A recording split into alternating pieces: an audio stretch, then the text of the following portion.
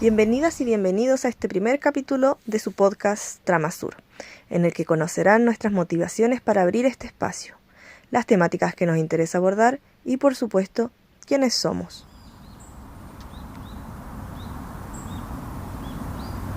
Entonces, chiquillas, como para darles igual también espacio para que se presenten ustedes mismas, les quiero preguntar y también después yo iré contestando esto. Más que nada, ¿qué piensan ustedes o qué les hizo sentir como una necesidad de que existiera un espacio como Trama Sur y, y eso? ¿Por qué estamos acá? ¿Por qué creen ustedes que es importante estar acá abriendo este espacio?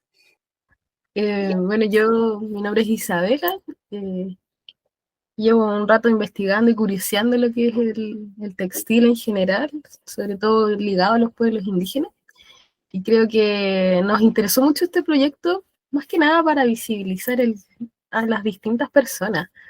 Estamos hablando de voces que normalmente han sido silenciadas, que están más como en el tramo desde su casa, tejiendo para ellas, para su familia y para sus cercanos. Y nos gustaría dar una plataforma, tal vez un espacio para que estas voces hablen. Y que queremos nosotros ser ese vehículo, así que yo creo que esto nace desde la necesidad de eso, sobre todo pensando que en la actualidad este es un sistema que fragmenta, individualiza, precariza mucho la labor con las manos, y pocas veces se detiene a escuchar una de estas historias que hay detrás de la obra, de la creación en sí de un chopino, por ejemplo, de un manto, de una faja, o de todas aquellas cosas que a veces uno las toma y las considera como cotidianas. Si uno ve más allá, todos estos procesos pequeñitos que hay dentro de la creación de algo, tienen todo un submundo y mucho tiempo invertido de parte del artesano, el creador. Así que por lo menos a mí me motiva eso, entregarles a ellos las voces que siempre han estado ahí y darles este espacio para escucharlos. Así que eso, tengo que callar. Y ahora la Geo. Ya, ahora voy. Bueno, Marimari, Puñaña, Pulamuen, a las que están escuchando igual. Mi nombre es Georgina Elgueta Huinao, vivo acá en Loncoche, sector Ancapulli, en el campo. Y también con las ñañitas que estamos acá, me dedico a tejer telar mapuche y y bueno, parte de rescatar, en realidad, rescatar la cultura mapuche. Eso es lo que me llamó la atención al principio y es lo que me une también con las ñañas, pues, con Marión, con Isabela, de rescatar el trabajo textil mapuche y andino en realidad como de América del Sur en lo que estamos, pues, en realidad. No somos solamente mapuche, pues hay mucha cultura acá en el sur que no está bien valorada, sobre todo acá en Chile, que es donde estamos, y no solamente nosotras tres, sino que muchas tejedoras y tejedores, hombres, también estamos en la misma voz. Como que el tejer implica estar encerrado en una casa, en cuatro paredes o quizás que afuera en el campo, pero en un lugar aislado, pues una es sola con su telar. Entonces eso también hace que no se vean los procesos que tiene cada pieza y que se menosprecie, porque se desvalore. Entonces esa es una de las instancias que podemos hablar y trabajar aquí en Tramasur, que es el respeto que tiene cada pieza textil, partiendo desde la lana, desde el esquilar, o criar inclusive, porque mucha que cuesta para criar ovejas, porque andar corriendo detrás de las villas, buscándola y desparasitando un montón de cosas para criar una oveja, de ahí sacarle la lana y de ahí todo el proceso de la lana que es tremendo. Quizás que no se valora porque es algo muy común también. O sea, la gente igual en el campo es como ya hay que lavar lana y después hilar y lo hicieron las abuelas y como igual hay un menosprecio del trabajo de las abuelas. Es como algo muy simple, ¿sí? Y no es así tampoco. Ahora lo estamos valorando porque se está perdiendo por lo mismo, porque tiene poco valor. Entonces la juventud hoy en día prefiere quizá estudiar y dedicarse a otra cosa que tejer, porque el tejido, aparte que igual hoy en día la industria le gana al tejido hecho a mano. Es mucho más rápida y más económica, y tenemos una tremenda competencia que viene de otros lados. Entonces, y eso también parte por la ignorancia de los procesos y del valor que tiene cada pieza hecha por cada una, que es algo único. Bueno, y todos sabemos el significado también de cada prenda. Y la idea es que sea un trabajo colectivo, así como Tramasur, que no sea solamente de nosotras tres, inclusive. O sea, igual es bueno la instancia de que nosotras tres formemos este trabajo para las demás. Eso es lo que se tiene que entender con este colectivo, con esta Tramasur, que es para todas y todes, para todos. Es una unión de artesanos que es muy necesaria, o de artistas, porque eso también se puede conversar. Pero en realidad nosotros hacemos un trabajo de rescate de la cultura, y eso es lo que tiene que ser como lo principal en realidad. Y de ahí ya vamos a hablar de venta, de costos, precios y un montón de polémicas más que quizás que no se quieren tocar, pero que es necesario conversarlas, porque ya hay que, o sea, que esto no se pierda en realidad. La idea es que esto agarre fuerza para que no se pierda, y que las nuevas generaciones, la gente que quiera seguir aprendiendo y rescatando su arte, su forma de tejer, porque todos tenemos formas diferentes, que lo hagan con fuerza y que tengan esta plataforma, que haya a una persona joven que quiera seguir tejiendo y que ya tenga un respaldo, y nosotras que podamos darle el respaldo también a los nuevos tejedores. Ese es mi objetivo en Tramasur.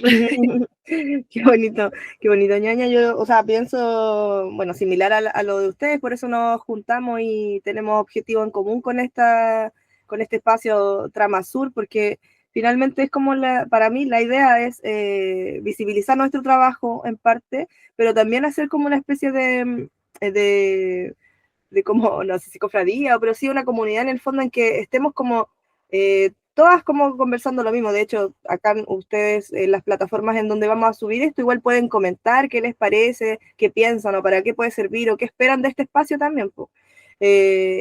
Para que en el fondo sea algo más comunitario, porque en el fondo para mí es como un espacio educativo donde nosotros podemos como tanto nosotras problematizar o en el fondo buscar soluciones o posibles idílicas también a nuestros padecimientos como tejedoras, porque finalmente igual todas, o sea, sabemos que es un oficio que tiene que buscarse su espacio. Entonces, ese buscarse su espacio debería ser algo, en verdad, no tan difícil. O sea, la cultura debería valorar todo el trabajo que hay detrás y la historia, porque finalmente es algo que es patrimonio, como le gustan decir a las instituciones, pero que en la práctica no es valorado. Entonces, la idea es que nosotros nos podamos como dotar de herramientas para mostrarle al público, a los consumidores de artesanía o qué sé yo, cuál es el valor, pues, qué valor tiene. Y para eso nosotros también tenemos que tenerlo bien claro, ese valor, para poder transmitirlo. Entonces, eso es lo que a mí me mueve, en el fondo, como ser un espacio educativo de cómo llevar nuestro trabajo a ser más valorado, en el fondo.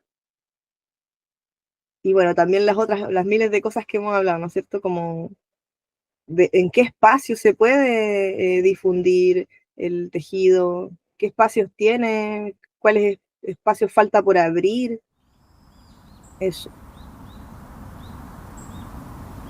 Les pregunto igual una cosa ya más personal. Mira, ¿qué relación personal, muy personal, tiene cada una con el tejido y cómo llegó a convertirse en algo más que una técnica? Yo creo que para nosotros el tejido no es solamente tejer por la prenda, como tampoco es solo tejer como por pasar el rato, ¿no es cierto? Es como que hay algo más profundo ahí que de pronto es difícil de transmitir, y es algo que a pesar de las dificultades como no sé, pues de vender algo o de tener espacio para eso, o de conseguir los materiales necesarios, o del tiempo que necesita cada pieza, nosotros logramos encontrar todo eso, de los tiempos y las excusas para hacerlo. En el fondo es como eso. ¿Pero por qué? ¿Por qué tanto amor a esto? Esa es la gran pregunta. A ver, ahora la Geo. Mira, la Geo parte y después la Ah, ya, Isa. yo decía la Isabela. No. Ya, bueno, dijo ya. Bueno, yo llevo tejiendo hace harto tiempo, hartos años. Sí, llevo como 12, 13 más, como 15 años ya llevo tejiendo, hilando, como 18 años era, pues, igual aprendí mayor. O sea, tenía como 19 años y me fui a vivir con mi abuelita y ahí le ayudé en realidad, me llamó la atención.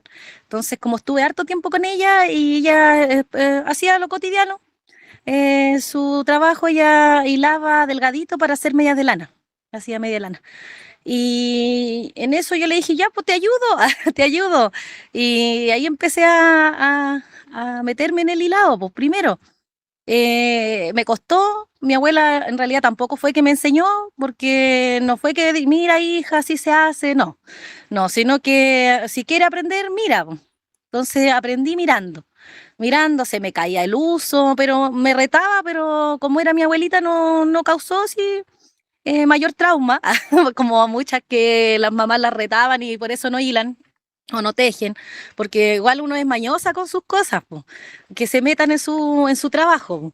Entonces ahí aprendí hasta que mi abuelita ya me dijo que ya estaba graduada, me dijo así. Ella me dio el visto bueno a Milana y me dijo que ella había aprendido. Ahora, claro, aprendí con hilo con la mano izquierda. Ya aprendí, no hice como aprendí frente a frente, no hice el cambio en el cerebro Mm. y aprendí con la mano izquierda. Pero después, cuando ya me graduó mi abuela, ahí recién me dijo, oye, mucha bruja, me dijo, estás hilando con la otra mano, me dijo, pero bueno, ya aprendiste así, pues, ya hácelo así nomás y ya aprendiste. Entonces, ya, después dejé de lado el hilado, siempre me llamó la atención el telar mapuche. Mi tía abuela, la hermana de mi abuelita, ella tejía, pues, tejía manta.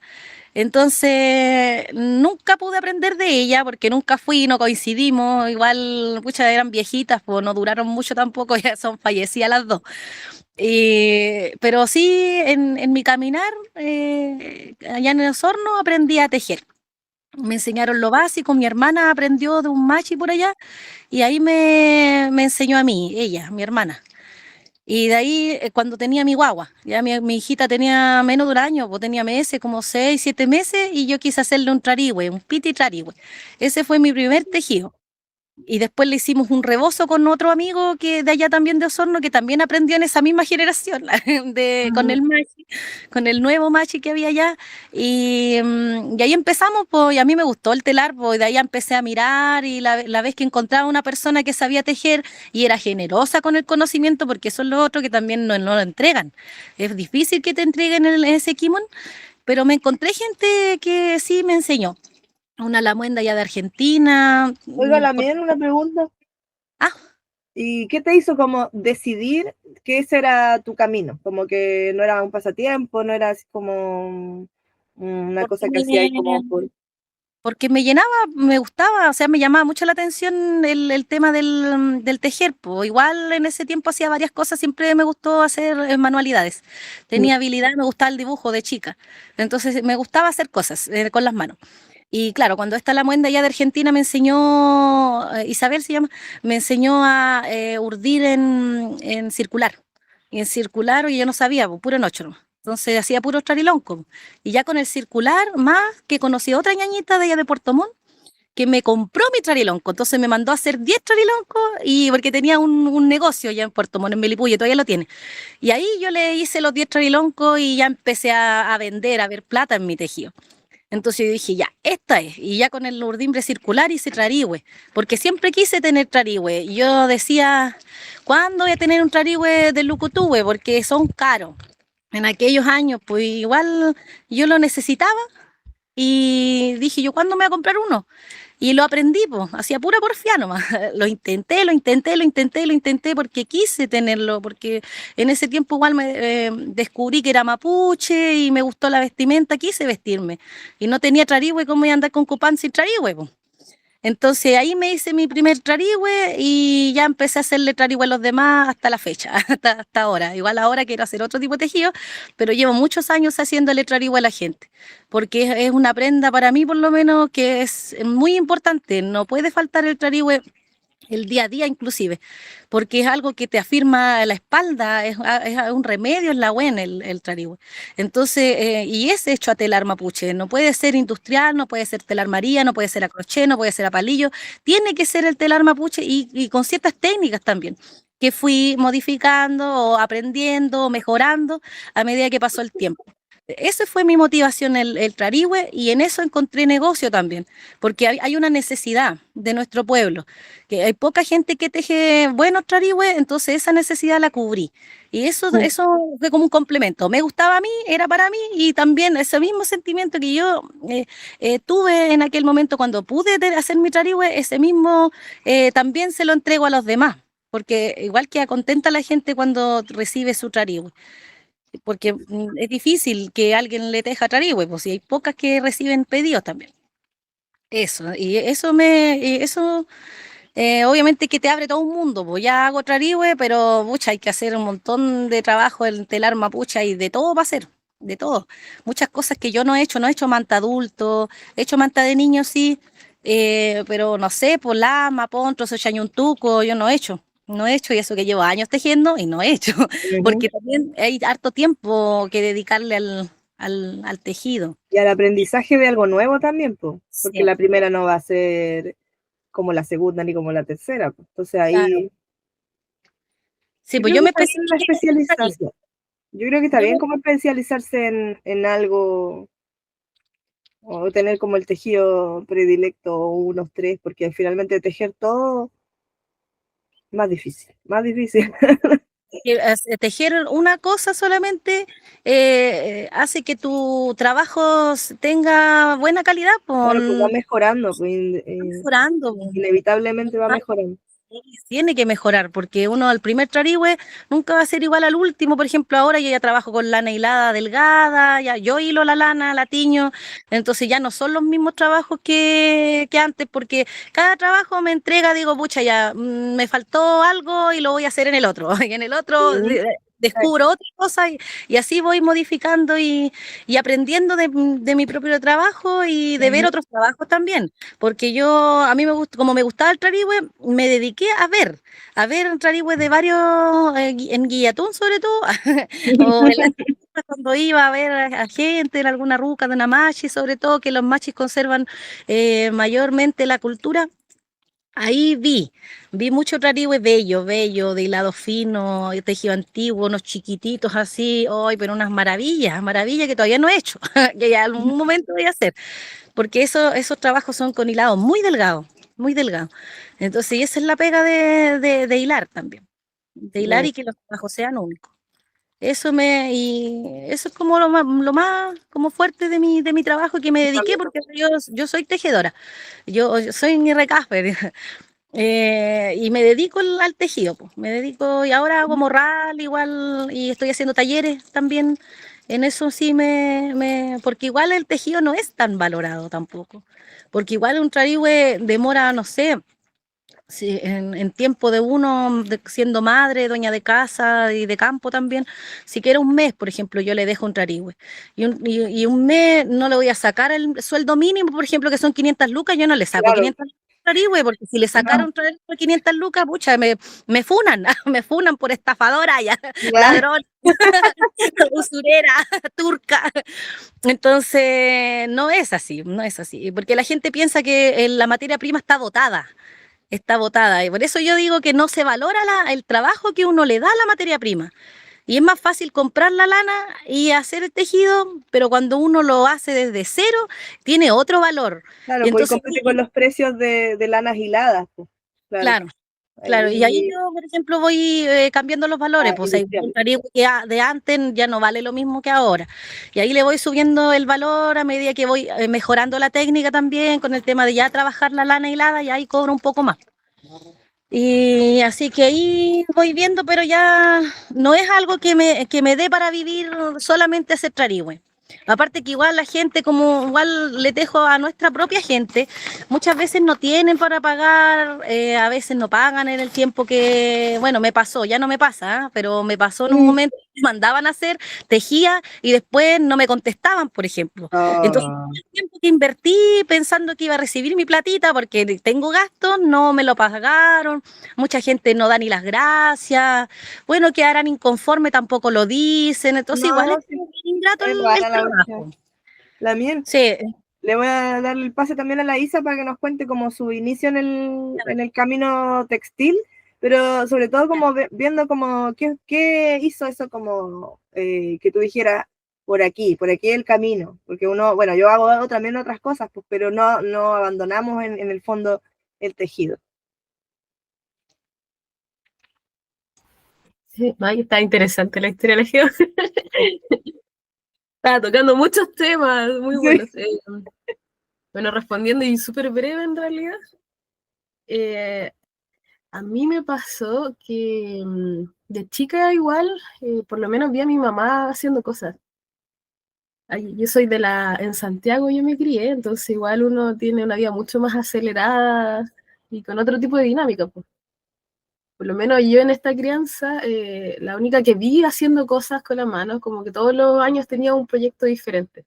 Era crochet, era palillo, bordado, entonces ahí iba cambiando según. Pero para mí el sentido que tenía cuando era pequeña era que mi mamá lo usaba como un foco de desestresarse de la rapidez de lo que es la ciudad, ¿cachai? Entonces a mí me llamaba mucho la atención que ella usara este tipo de herramientas para poder salir de todo este vorágine que era la vida en la ciudad. Y yo en eso aprendí muchas de las cosas que ella hacía también, mirando, y también ella me facilitaba muy así los implementos si me daba gana. Y finalmente, mucho después en la universidad, a mí me pasó lo mismo que a ella, tratando un poco de desestresarme, empecé a buscar este tipo de vehículos que yo había visto que ella me enseñó, que era, no sé, tejer a palillo, bufandas o empezar a bordar ropas o prendas, etcétera, etcétera. Y en un momento me di cuenta de que realmente era muy terapéutico, porque efectivamente funcionaba. De todo el estrés que yo tenía en su momento, empecé a focalizarlo en la creación de algo y eso igual me sirvió harto para poner los pensamientos en orden, pues. Cuento corto, salgo de la universidad. Yo jamás lo vi como algo de ingreso ni nada, y me puse a mochilear por distintas partes de Chile y otros lugares.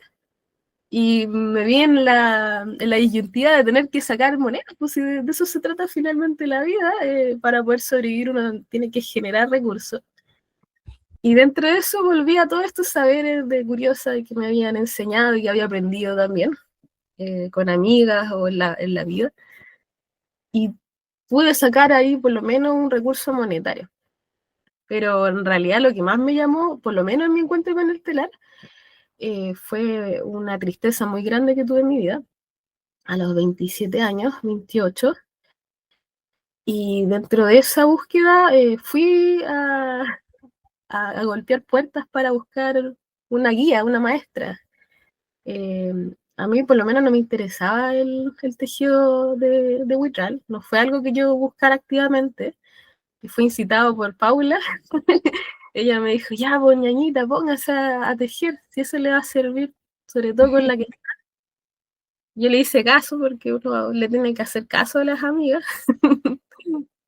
sobre todo cuando no está problema. Y fui, hice ese viaje sin esperar nada a cambio. Dentro de eso apareció Mixi. Mixi es mi maestra, ella vive allá en Kielwe, en el loft, parte de la comunidad, y ella hace vestimenta para su loft, po. Ella me recibió muy bonitamente, me enseñó todo lo que pudo y aún hoy regreso a su casa a aprender cosas nuevas porque uno nunca termina de aprender. Dentro de esto me enseñó a hacer tradigüe, a hacer distintas técnicas de lo que es el tejido a telar y terminamos en los últimos tiempos haciendo mantas, porque ella se especializa en mantas. Y como yo estaba totalmente focalizada, aprendizaje así muy 100% dedicada a lo que estaba viendo, aprendí muy rápido y en menos de un año ya estaba tejiendo mantas, lo que me sorprendió que fuera tan fácil, para mí por lo menos. Y después en las historias buscando un poco con mi mamá y con los vestigios que quedaban, ahí pude reconstruir que, claro, mi abuela, la mamá de mi mamá era tejedora de huitral también, y había llevado ese camino allá en Nueva Imperial cuando era niña.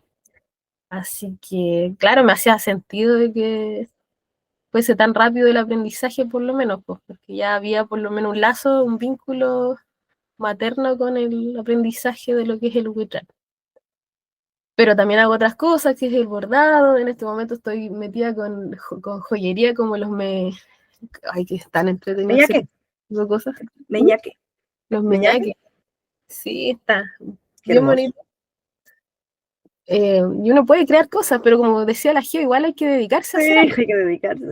Uno quiere picotear todo y a veces todo te sale y otras veces no te sale nada, pues dependiendo del ánimo de cada uno. Así que a mí por lo menos me interesa mucho, más que yo ser la protagonista de los tejidos, es entregarles un camino a las tejedoras, sobre todo a las New Café, como Mixi, por ejemplo, en este caso, darles una plataforma para que ellas cuenten su historia igual, pues, cómo comenzaron. Yo he tenido la oportunidad de hacer recolección de entrevistas de tejedoras y muchas de ellas tienen unas historias de pérdidas de hijos, de padres, lamentablemente, pero al mismo tiempo es que es genial que exista el Witral como una herramienta de sanación igual, pues. A mí se me presentó de esa forma. Así que ahí muy agradecida con el Witral. Y eso, un poquito en resumen. Oye, la Mitzi es una genia. Para mí, de verdad, sí, Sí. como una admiración increíble por su capacidad de tejer, de transmitir también lo que conoce. Y en verdad, o sea, como con ella he conocido cosas que en otros territorios no he visto, como las orillas, cómo las hace. No sé, lo encuentro genial. Lo encuentro una genia del tejido. También Sí, ahí con sus admirable. dolores. Ella y muchas personas más, pues, lo que me he dado cuenta este último tiempo es que la mayoría de la gente de telar viene a través de una pérdida, la mayoría. Hay muy poca gente que diga como, no, yo tejo porque es lo que mejor sé hacer. Sí, pero cómo empezó, cómo inició ese mejor, siempre es a través de algo. Lamentablemente a veces son pérdidas. Bueno, no sé. Hay que seguir recolectando información para cachar si hacemos.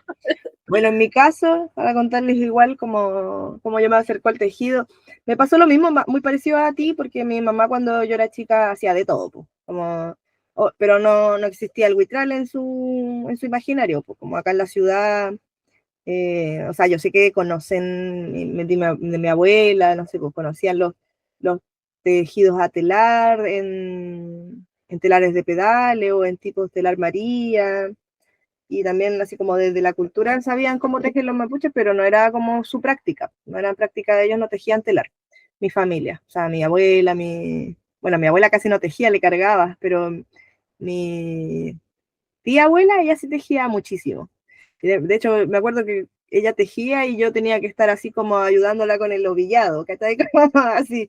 Pero a mí me encantaba eso, como que nunca recuerdo algo negativo y todas las personas que, como niños que hicieron eso, lo recuerdan como algo negativo. Así como que era muy fome estar así, para mí no, era como muy, muy divertido. Y lo primero que fui haciendo, me acuerdo que mi mamá me pasó como uno de estos carretes de hilos con clavos, así, y yo tenía que estar haciendo un cordón. Y para mí era como magia, así, era magia que salía el cordón por abajo formado, ¿cachai? Y después también aprendí el crochet, po. Como ya, primero también hacía como cordones con el crochet, también así como cadeneta, y después ya tejido. Como a los 11 años me acuerdo que tejí una boina y un ponchito de crochet.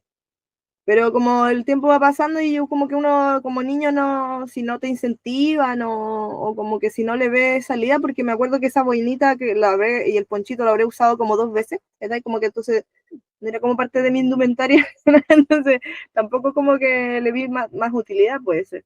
Y después lo dejé mucho tiempo. Después retomé con el macramé, pero el chiquitito así como de pulseras y eso, y vi que tenía mucha facilidad, como que lograba ya seguía unos patrones, pero después ya inventaba otras cosas y me iba así como por un, no sé, por un camino imaginario que como que ni siquiera anotaba o escribía como diseñaba, no, pues, sino que como que inventaba nomás. Y ahí me di cuenta que tenía mucha facilidad, pues. Pero y hay una cosa que me marcó, que una amiga que en ese tiempo estábamos tejiendo juntas, yo le mostré mi creación. Mira, esto fue lo que hice en macramé. No sé si se alcanza a ver. Ya, y esa niña me dijo, ay, esto es como demasiado, así como mucho, no sé si era mucho color, no sé, como que ni siquiera le quise preguntar más, pero me sentí como mal, dije así como, oh, la cuestión yo la encontré que era bacán y que era muy lindo y que era creativo, como algo no copiado de las páginas que está ahí. Y eso pues me insegurizó en un momento, pero a mí como que todas esas inseguridades o cosas que te dicen como que uno no tiene que de alguna manera darle vuelta, pues. Y me di cuenta que no, pues que era como algo especial, pues, ¿cachai? Porque todo el mundo, o las otras personas decían que estaba bien, que era bonito, no sé. Entonces ahí me di cuenta que tenía como una especie de talento o de, eh, como en el fondo fue como reconocer que tenía una facilidad, ¿cachai? Entonces después también quería seguir aprendiendo cosas nuevas. La vez que fui a aprender a tejer telar con una ñaña de acá de Santiago que se llama Tania, de la Legua, muy conocida en el mundo andino, ella me enseñó a tejer telar. Ella es alumna de Adyayín también, pues así que es como, también uno va viendo como quizás semillas que se plantaron por otras ñañas también te van nutriendo, finalmente estamos como todas conectadas. Ya, pues y ella me enseñó a tejer telar y me acuerdo que también como que destacaba como en ese curso de telar, pues yo me sentía así como un poco avergonzada, ¿cachai? Porque no quería como opacar a nadie ni nada, pero era como una sensación de reconocerme a mí misma, ¿cachai? Como tejedora, pues. Y otro ya encuentro que fue muy, ya estaba empezando a tejer y también a sacar tejidos por mi cuenta, porque como no tenía quien me enseñara, yo tenía que mirar los tejidos y interpretarlos, descifrarlos en el fondo. Y también quería como enseñar que no fuera tan caro o por aporte, ¿cachai? Porque finalmente no hay muchos espacios de aprendizaje, o en ese tiempo al menos no habían tantos espacios de aprendizaje.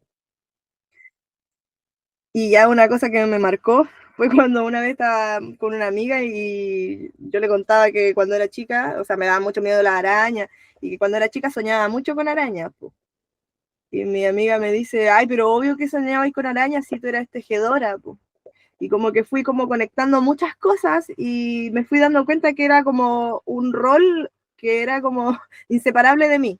Como que no puedo hacerlo porque es hasta como egoísta, porque en el fondo uno tiene un conocimiento que aparte de usarlo para tejer, también lo usa para transmitirlo.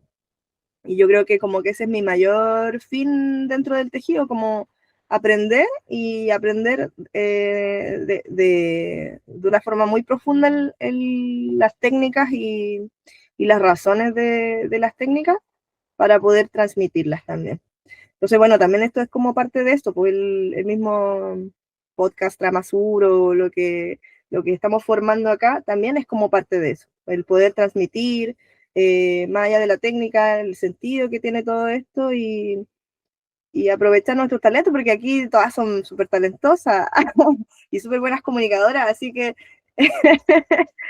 yo creo que nuestros objetivos van bien encaminados.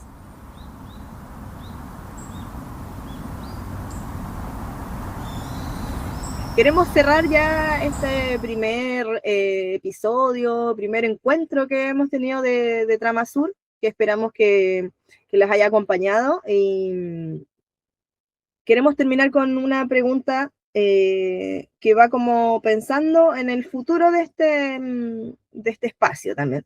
Entonces, la pregunta es, ¿qué temas, sí, ¿qué temas les gustaría a ustedes o sienten que es necesario tocar en este podcast que están muy ausentes de otros espacios del tejido? Entonces, desde las instituciones, por ejemplo, ¿qué temas no están tocando las instituciones? ¿Qué temas no están tocando las tejedoras que tienen más visibilización? ¿O qué temas sí lo están tocando y también queremos también queremos hablarlo. ¿Ya? Entonces, esa es la pregunta para ir cerrando y que así las personas también que están escuchando puedan también ver qué es lo que nos viene a futuro en el fondo como de temas de conversación y también les pido también a las personas que estén escuchando que a través de nuestras plataformas también puedan escribirnos, pues comentar de qué les pareció y también qué temas a ellas les interesaría o sienten que es necesario en estos tiempos abordar sobre el mundo textil o sobre nuestros oficios. Ahora la Isa para ir pimponeando, o si quieren parto yo, también puede ser. ¿Qué les parece? ¿Sí? ¿Parto yo? Como quieras. Ya, mejor. Ya, entonces, bueno, yo, a mí, al menos yo, bueno, también lo hemos estado hablando aquí mismo, pero sí siento que es necesario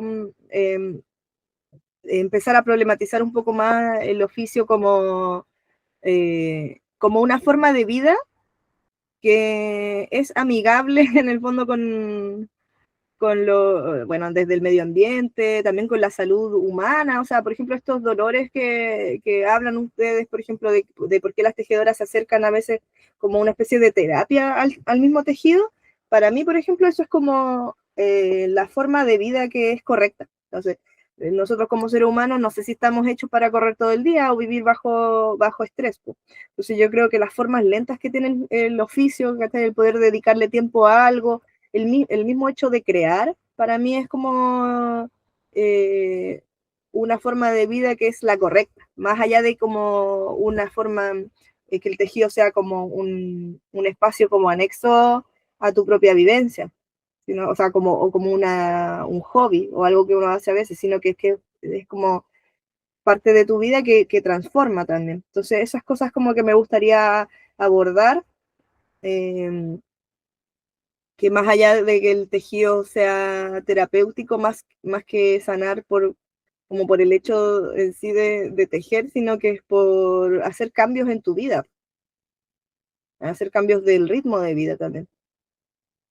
Eso, sabes que no se me ocurre más ahora, así que les doy el paso. Voy a anotar aquí todo lo que se me vaya ocurriendo de temas. Yo continúo. Creo que es importante este tipo de espacios, como comentamos en un principio, para visibilizar algo que ha sido silenciado durante mucho tiempo. Y tiene que ver con que la relación del artesano, el artista, con su creación, muchas veces le dan la plataforma a la creación, a la obra terminada, como si ella fuese la que tenga que hablar por sí sola. Y eso es preocupante igual, porque hay alguien detrás, en donde hay un vínculo tan cercano con el objeto que creó, porque estamos hablando que este objeto creado, aparte de ser admirado, usado, o de distintos tipos, hay alguien que tuvo una relación muy íntima antes de que esa creación saliera a la luz, o que fuera dada como al mundo. Entonces me he dado cuenta que desde el oficialismo, desde el gobierno, claro, te ponen el nombre del artesano en la obra, lo exponen durante tanto tiempo en alguna plataforma, en alguna vitrina, y el artesano queda relegado nuevamente al espacio de lo privado, de su taller, muchas veces un lugar donde uno quiere estar, tampoco es que quiera ser tan público, pero sí pasa que quiere uno saber igual el proceso, qué le inspiró a crear esta obra, Claro. qué lo movió, qué lo motiva, por qué era esta manera y después dejó de serla. También cuáles son sus tendencias políticas, qué sé yo, como que hay cosas que uno quiere saber igual en el proceso de creación, sobre todo uno como aprendí en esta vida, porque llega un momento en que uno de igual se queda estancado cuando está creando, po. Te quedas con esa sensación como de, pucha, ¿y ahora qué viene? Como que ya, tal vez he logrado sacar este ñinín, he logrado sacar esta forma de hilar, etcétera, etcétera, pero ¿qué viene después? Y la única manera de saber qué viene después es inspirándonos con otros, pues, relacionándonos con esos otros, vinculándonos con esos otros. Por eso uno crea tribu, crea comunidad de artesanos, porque la idea es dialogar activamente con ellos y crear en conjunto. Entonces sí siento que faltan estos espacios, más allá de saber su trayectoria personal, sino es el que lo mueve en esta vida.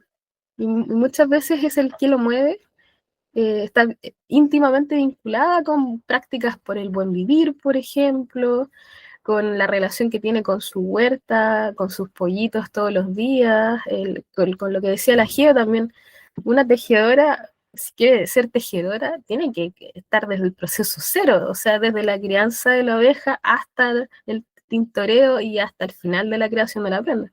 Pero en la actualidad muy pocas veces se nos da esa oportunidad, pues, por todo lo acelerado que está la vida, por los contextos de cotidiano que tenemos cada uno, no se nos permite muchas veces experimentar ese tipo de relaciones. Y es muy poca la gente valiente que se atreve a retornar a los campos. Porque es una vida dura, es difícil vivir en el campo, tener los animales todas las mañanas a tal hora, sacarlos a pastorear, muchas veces no tenemos lugares para pastorear porque ya se ha parcelado todo, bueno, etcétera, etcétera. Así que creo que Trama Sur tiene que ser ese espacio, donde vamos a dialogar de distintas formas, distintos temas, y cómo también se ha degradado los suelos y ya no conseguimos las materias primas. Acá tenemos un problema con las ceramistas de Quinchamalí, que ya se están perdiendo las tierras, pues. ¿Cómo vamos a crear si no hay? Para uno como tejedora es genial porque hay razas que traemos del extranjero, las caras blancas, qué sé yo, pero igual acá hay ovejas que han estado durante mucho tiempo y se puede hacer algo con su material, ¿o no? Sí, a veces como que muchas personas son despreciativos con los materiales que te da la oveja, como no, es que esta lana no es de tan buena calidad, o tal, pero finalmente cada calidad da pie para un tipo de trabajo, porque obviamente no todos los trabajos necesitan la mejor lana, por ejemplo, para una alfombra o algo que tú quieras hacer no necesitas la mejor lana, necesitas una lana que sea gruesa, que sea dura. Entonces, no hay problema como con el material, sino que saber qué se puede hacer con eso. Bueno, y lo que hablas también es súper importante, pues como que nosotros también podamos abordarlo. ¿Qué pasa con los territorios que dan vida a los oficios en el Creadores. sí, pues, y a los creadores? Pues como que en el fondo, esta tejedora, por ejemplo, que van y la premian y todo eso, no se hizo por generación espontánea, pertenece a un territorio y ese territorio siempre están siendo, o sea, como oficios tradicionales están siendo amenazados, sobre todo en la ruralidad. Claro, pues en la ciudad es más cómodo, o sea, ciertas cosas son más cómodas para las tejedoras, está la materia prima que sería solamente un textil, o sea, un hilado puede ser industrial, o en el fondo hay como las formas de conseguir las materias y cada uno como desarrollar su trabajo. Pero en el sur, es más, bueno, digo el sur o quizás a veces también en el norte, en el fondo las comunidades rurales siempre hay más dificultades, po. Y esas dificultades no siempre son visibles cuando se hacen estas premiaciones o cuando es como es como al contrario, que pareciera como que la tejedora es como que vive en un mundo feliz, donde solo teje y no tiene dificultades. Entonces sí, sería muy bueno como abordar ese tipo de cosas y también, bueno, para mí otra cosa súper importante es como, ¿por qué uno sigue tejiendo? Porque también la creación humana es como parte, o sea, la creación, que el ser humano cree, perdón, que el ser humano cree, es parte como de la realización como que tenemos como seres humanos, porque de no ser como unos autómatas, sino que también tenemos la necesidad de crear y de ver el fruto de nuestro trabajo en algo súper concreto que es como el fruto de nuestro oficio. La Geo que nos quiere comentar, me veo ahí con cara de quiero comentar. Ah, Tengo un poco de ruidos acá, pero bueno.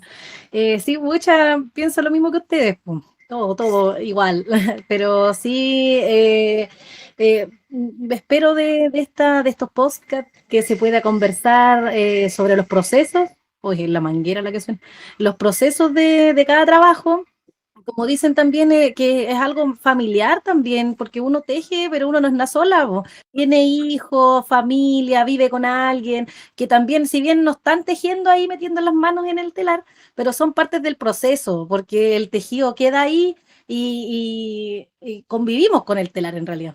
Ahí está, cuando vamos a comer, ahí queda tapadito, pero está ahí, está presente. Es una presencia en la casa. Y los beneficios económicos también, pues. Entonces eso también sería bueno conversar como el comercio justo entre nosotros también, porque igual hay tejidos que yo he visto en internet que lo ofrecen muy barato Y eso, bueno, a todo nivel comercial, cuando una persona no valora o quizás no quiere vender más rápido, ahí chocamos. Porque Sí, después pues. dice, no, que ella vende así más barato y aquí todo está muy caro y empezamos por el cliente el que sale embarrado. Sí, y también a veces los precios no reflejan tampoco el proceso que hay detrás, pues porque una cosa es que yo pueda tejer con una lana, no sé, pues quizás un poco más gruesa, hilada industrial, teñida obviamente industrial, y voy y tejo. Hasta puedo usar ciertos tipos de telares que son más automáticos, ya, y listo, y lo vendo. Y ese mismo tejido va a competir con otro hilado a mano, teñido natural, o qué sé yo. Entonces, muchas veces el precio no refleja los procesos que hay detrás, porque a veces para algunas, claro, no voy a vender esto de esta manera, pero y quizás está bien puesto el precio, a veces sí realmente, aunque que haya pasado por miles de cosas, está muy barato. Pero a veces, claro, la gente va y compara y no toma en cuenta esos otros procesos que finalmente, bueno, como, bueno, aquí lo podemos conversar en este podcast en el futuro, es cómo nosotros podemos mostrar eso al consumidor en el fondo, yo le digo portador a los El consumidor no. al consumidor, el cliente. ¡Ah! El cliente Felicia. Oye, pero por ejemplo, en ese tema igual es importante o interesante hablar el tema que también nombraron, que es una forma de vida. Uno ya se dedicó a esto, uno puede tener carrera, haber estudiado algo y no se dedica a la carrera en la que estudió. Por ejemplo, yo estudié, tengo una carrera y no me dedico a la cuestión. Y porque para mí esta es mi carrera, pues esta es mi forma de vida, mi profesión, yo lo veo así, y así lo enseño también, por eso cobro los talleres, quizás no cobro tan alto, de a poquito ir subiendo, aviso, para subir los precios, porque al final igual es una capacitación como cualquier otra, y no es menos por ser telar. Eso es una, la valoración. Y lo otro, que hay mujeres, sobre todo mujeres, ya, pelando a la mujer, pero hay gente que cobra porque es amor al arte, es como es un hobby. Entonces, pucha, para cobrar algo, Claro, un no se lo hobby. toman Entonces, como, en el fondo claro, no, mira, yo siempre le digo hecho a mi papá, ¿porque le digo a mi papá? Porque mi papá es artesano también de maderas, y de repente como que tiene una agrupación de artesanos, yo le digo, pucha, es que mucha gente no es tan constante como con lo que ellos hacen, y yo le digo, papá, sabes que siempre va a ser súper distinto cuando una persona vive de eso, que cuando como una persona que en verdad tiene otras entradas, o quizá no es por mala onda de las personas que son mantenidas, y es parte también como de la retribución que como familiar que tiene que ver, pues, pero muchas veces, claro, pues, la persona que de repente teje porque, pucha, quiero tejer, y después me veo con cuestiones, pero lo voy a vender para que salga. Claro, es como, o sea, no es un daño directo, porque finalmente también pasan esas cosas, pues, no le vaya a prohibir. Pero si yo, por ejemplo, a mis alumnas les enseño, les digo, tomen el tiempo real de lo que se demoran a hacerlo, y fíjense a cuánto lo están vendiendo y cómo eso es en contraste, por ejemplo, con un sueldo mínimo o con el valor hora mínimo. Ustedes están cobrando 500 pesos a veces la hora, o a veces menos. Estáis 200 pesos la hora si tú vayas a dividir el trabajo que hacen ella. Entonces, yo les digo, para eso mejor en verdad regálalo, ¿cachai? Porque lo estáis vendiendo a alguien que por el valor que está pagando, y porque justamente no paga más, tú sabés que no lo valora, ¿cachai? Tú sabés que ya no, que lo está, y quizás qué va a pasar con él. Entonces, en cambio, si uno lo regala así como con todo el amor a una persona que de tu familia, o qué sé yo siento que eso incluso puede tener más valor a veces que vender algo muy barato. sí, sí, Bueno, eso eso, también. hay que hablarlo ahí ya. O pensar en el que somos muchas, somos hartas, igual nos perjudicamos. También ese tema, que eso es como Claro, la raíz de nuestra trama sur, po. Que ya no tejemos solamente ya yo tejo para alguien y somos dos, no, sino que yo tejo en un ambiente familiar, porque vivo con mi familia, tengo hijos, todo, y aparte que igual soy una más de muchas que tejemos lo mismo o cosas diferentes. Entonces también hay que ser empática con las otras tejedoras. Por ejemplo, a mí igual me preguntan por chat, pucha, ñañita, ¿cuánto puedo cobrar este trabajo hice y cuánto puedo cobrar? claro. Entonces, y este espacio es lo ideal, porque ya yo puedo dar un precio, o la IA te puede dar un precio. Pero Sí, entre varias, que sea un colectivo, que entre varias claro, conversemos para contarnos, nos sobre vamos a todo a las coludir que como van a los empezar. pollos. Vamos a coludirnos como los corrupción de pollos. tejedoras, Así mismo, cada palo. vamos a hacer la colusión del tejido. Había que hacerlo para subir los precios igual, pues, como las medias de lana, ya los calcetines de lana están tan baratos, ya vuelvo Yo otra creo vez que con se la... han vendido a 2 lucas o 3 lucas hace como 10, 20 años. ¿O no? Sí, sí, igual están, bueno, a 5 lucas los venden, pero 5 lucas igual es poco porque se gasta lana, es La harto, pregunta igual es es cuánto te tiempo. demoras, pues si finalmente la Sí, gente no, su trabajo le pone un valor, pero no lo ponen como asociado al tiempo que se demora. Y yo me pregunto si un doctor hace eso, si un no, profesor incluso hace eso, no lo hacen. Pues entonces, ¿por qué a la tejedora, o sea, como que se acepta tan normal que yo no, vaya y me compre una cuestión que finalmente estoy pagando como a 200, 500 pesos la hora de esa persona? no, y lo Eso es otro, explotación. hay que aterrizarse a estos tiempos. Pucha, no sé, el año pasado, antepasado, igual el kilo pan a luca menos, y Mm, ahora ya más de 2 lucas, entonces igual el comercio, o sea, si claro. nosotros no subimos o sea, y si subimos el precio así justificado, es porque ya el costo de la vida también es alto, igual uno está Claro. viviendo dentro de una sociedad que ya va elevándose. Ujú. Entonces, a mí me pasa con los trabajos de mi vecina, sus canastos, la vecina María Nieves, y ¡ay, qué caro! Pero oye, igual ya ella compra, no sé, maíz partido, chancao y todo eso, subieron a las nubes, el doble, si el trigo pollo estaba a 6 lucas, ahora está en 12, 13, Para 6, cambiar. sí, pues está muy caro, todo ya está arriba de 10.000 pesos, lo que antes valía 5.000, entonces, ¿cómo Claro. va a valer igual que antes? De Ujú. eso también debemos conversarlo para que ya la gente vaya cachando que los precios son justos al mercado del capitalismo en realidad, y quizás van a subir más. Y lo Ujú. otro que decía la Isa con el tema ya, estamos dentro de una familia, hablamos como personas, pero también estamos insertos en un medio ambiente, llamémoslo así, en que sacamos los recursos igual acá del campo, de la tierra, las tintes naturales, todo eso igual se va perdiendo por la explotación forestal, por los monocultivos. Y el agua también, que lavamos lana, mucha gente en el campo ya no tiene agua, tiene que ir la municipalidad con un camión de aljibe, y esa agua ya es para consumo de nosotros. Hay Claro, que pues no para lavar la lana, sería claro, como una y es locura. harta agua la que se Mm, gasta. Entonces esos oficios se van a ir muriendo a medida que vaya muriendo la tierra también, po. Y eso ujú. es importante también que entra Masur. Yo sé que somos protectoras de la tierra también. Tenemos que ir en salvar el medio ambiente, el hidrofilmonien que le dicen, todo, porque somos un conjunto. Entonces, como del todo hasta nuestro taller. Es como el mix. Hasta nuestras pequeñas humanidades en Sí. los lugares donde habitamos.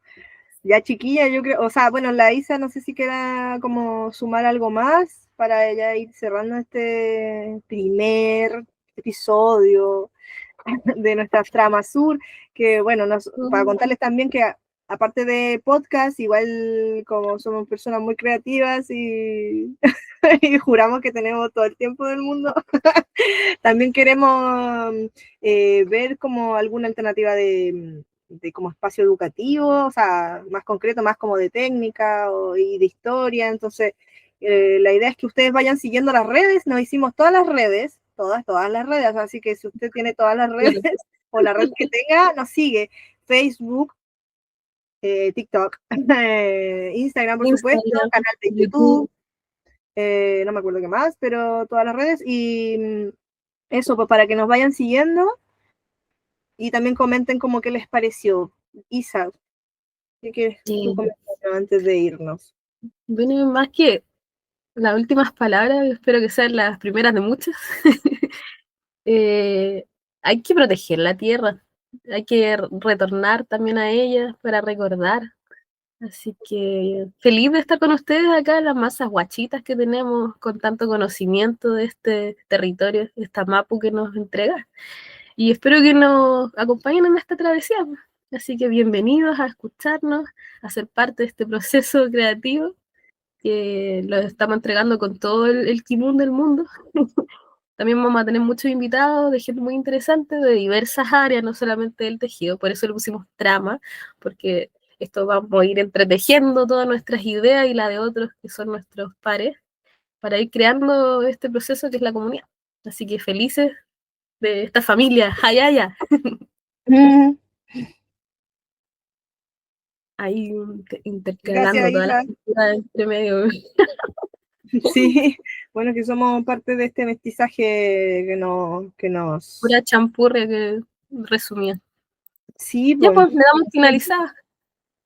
Sí, Mañú, quiero nada más como algo que decirle callado. a la teleaudiencia, no, a la radioaudiencia. Ya, No, entonces, Seamos cerramos más, entonces.